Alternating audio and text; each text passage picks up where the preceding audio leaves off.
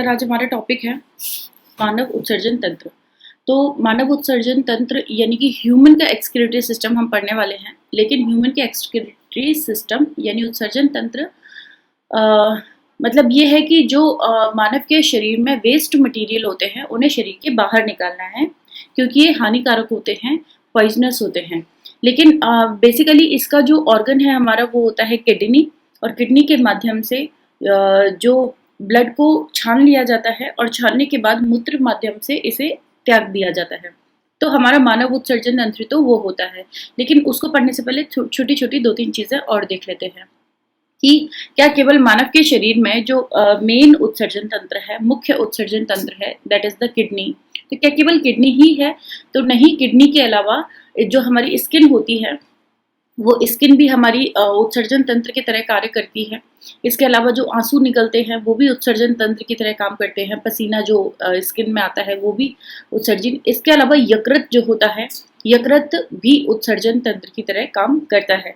और कहीं ना कहीं जो मानव जो डाइजेस्टिव सिस्टम था, उस डाइजेस्टिव सिस्टम में जो अंतिम भाग था मालाशय और मल द्वार वगैरह, वो भी उत्सर्जन तंत्र में कंसीडर किए जा सकते हैं। तो इनके बारे में ज्यादा नहीं पढ़ना है। जनरली जब मानव उत्सर्जन तंत्र कहा जाता है तो उसमें किडनी और ये सब पढ़े जाते हैं। अब ये सब पढ़ने से पहले एक चीज और देखते हैं। जो उत्सर्जन तंत्र पढ़ने हैं तो हमने देखा कि हमारे बॉडी के अंदर जो भी वेस्ट मटेरियल है उसे हमें शरीर के बाहर निकालना है। तो ये वेस्ट मटेरियल होता क्या क्या है? नंबर 1, ये वेस्ट मटेरियल या तो अमोनिया हो सकता है,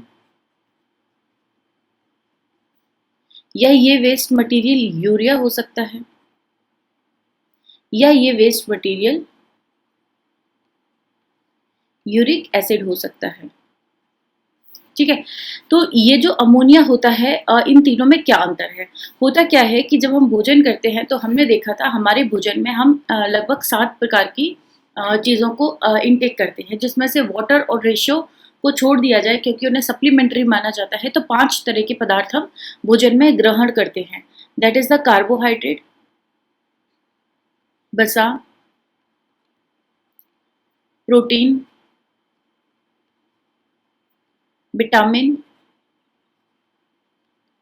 और खनिज लवण। जल और रेशे जो होते हैं उन्हें सप्लीमेंट्री माना जाता है, यानी ये सिर्फ ज़रूरतों को पूरा करते हैं, ये न्यूट्रिशन नहीं देते हैं, पोषण नहीं देते हैं। पोषण देते हैं केवल कार्बोहाइड्रेट, वसा, प्रोटीन, विटामिन और खनिज लवण। इनमें से विटामिन और खनिज लवण जो होते हैं उनका डाइजेशन नहीं होता है, ये डायरेक्टली बॉडी के द्वारा एब्जॉर्ब कर लिए जाते हैं। हम खाना खाते हैं, अगर खाने के अंदर कैल्शियम है तो कैल्शियम डायरेक्टली एब्जॉर्ब कर लिया जाएगा, बाकी खाना एक तरफ हो जाएगा। तो इसलिए इनके डाइजेशन की भी कोई समस्या नहीं होती है, ये डायरेक्टली एब्जॉर्ब किए जाते हैं, अवशोषण इनका किया जाता है। अब बच्चे इन तीनों का जब हम डाइजेस्टिव सिस्टम पढ़ रहे थे तो हमने देखा था कि इन तीनों का हमने पाचन किया था। तो कार्बोहाइड्रेट्स और वसा ये दोनों जनरली ग्लूकोज में टूट जाया करते हैं, और ये जो ग्लूकोज होता है वो वापस से माइटोकॉन्ड्रिया में जाकर हमें एनर्जी देता है एटीपी की फॉर्म में। ये जो प्रोटीन होता है ये टूट जाता है अमीनो अम्ल में। अमीनो अम्ल या फिर प्रोटीन, मतलब हमने देखा था अब प्रोटीन होता है वो पॉलीपेप्टाइड में टूटता है, पॉलीपेप्टाइड पेप्टाइड्स में टूटते हैं और पेप्टाइड्स जाके अमीनो अम्ल में टूटते हैं। इस प्रकार से चेन चलती है। तो फाइनल प्रोडक्ट होता है हमारा अमीनो अम्ल। अमीनो अम्ल और प्रोटीन या पॉलीपेप्टाइड या पेप्टाइड्स जो होते हैं वो सब होते हैं किसके बने? नाइट्रोजन के बने। इसकी जरूरत क्या होती है हमारी बॉडी में? ये रिपेयरिंग का काम सामान्यतः करते हैं। तो इसलिए हमें प्रोटीन की आवश्यकता होती है, क्योंकि जो जितनी भी कोशिका है, कोशिका के ऑर्गन्स हैं, कोशिका की सेल है, अभी हमने कोशिका पढ़ा नहीं है पर देखेंगे कि कोशिका सेल की जो मेम्ब्रेन होती है, भित्ति होती है या झिल्ली होती है, वो सब किसके बने होते हैं? नाइट्रोजन के बने होते हैं। डीएनए वगैरह ये सब नाइट्रोजन से बने होते हैं, तो नाइट्रोजन से बने होते हैं।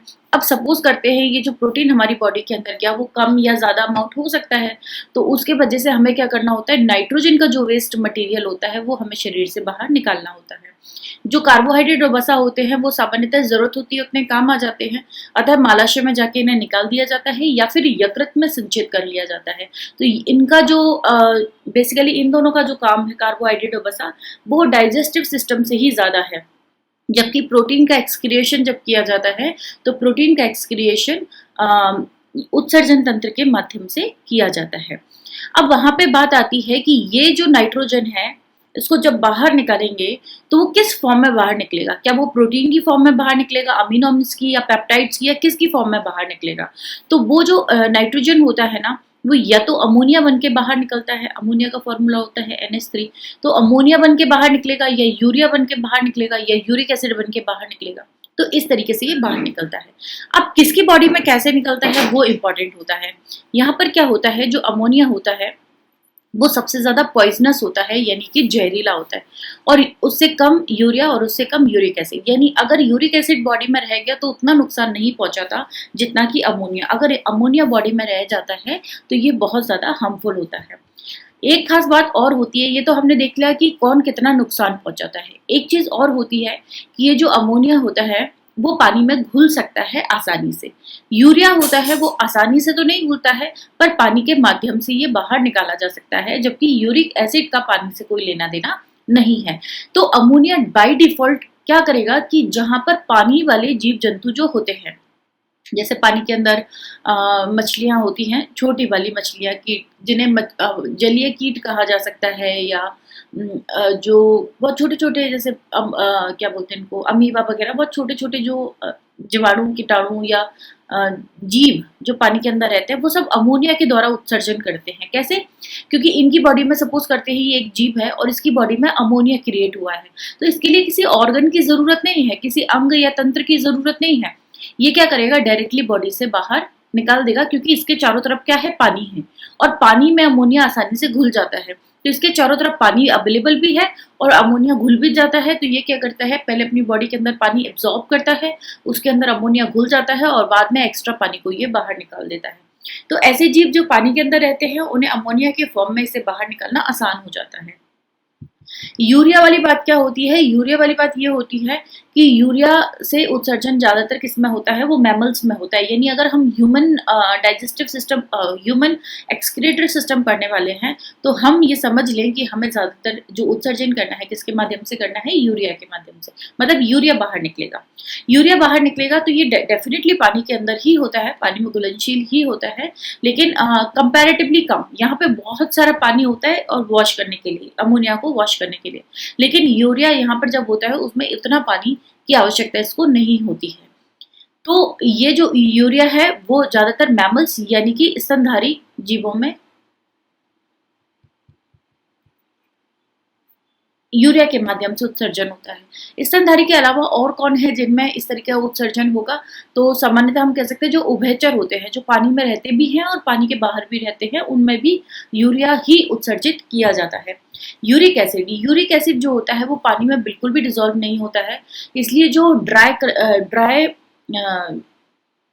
सूखा हुआ मल मूत्र त्यागते हैं, पेस्ट जैसा मटेरियल बाहर निकालते हैं, वो यूरिक एसिड निकालते हैं सामान्यतः बाहर, और ये कम हानिकारक होता है, तो इसलिए ये बार बार त्यागने की इसको आवश्यकता नहीं होती है। जबकि अमोनिया तो हर टाइम बाहर निकलते रहना चाहिए, जैसे ही अमोनिया बना वैसे ही बाहर निकाल दिया जाता है। यूरिया कुछ समय के बाद निकाल दिया जाता है और यूरिक एसिड तो कभी कभी निकाल देते हैं, उससे भी काम चल जाता है। तो सामान्यतः जो पक्षी होते हैं उनके अंदर इस प्रकार से देखा जाता है कि वो यूरिक एसिड का त्याग करते हैं। ठीक है, तो हमारा जो कॉन्सेंट्रेशन रहेगा वो रहेगा यहाँ पे। इन्हें यूरियोटैलिक कहते हैं क्योंकि ये यूरिया का उत्सर्जन करते हैं।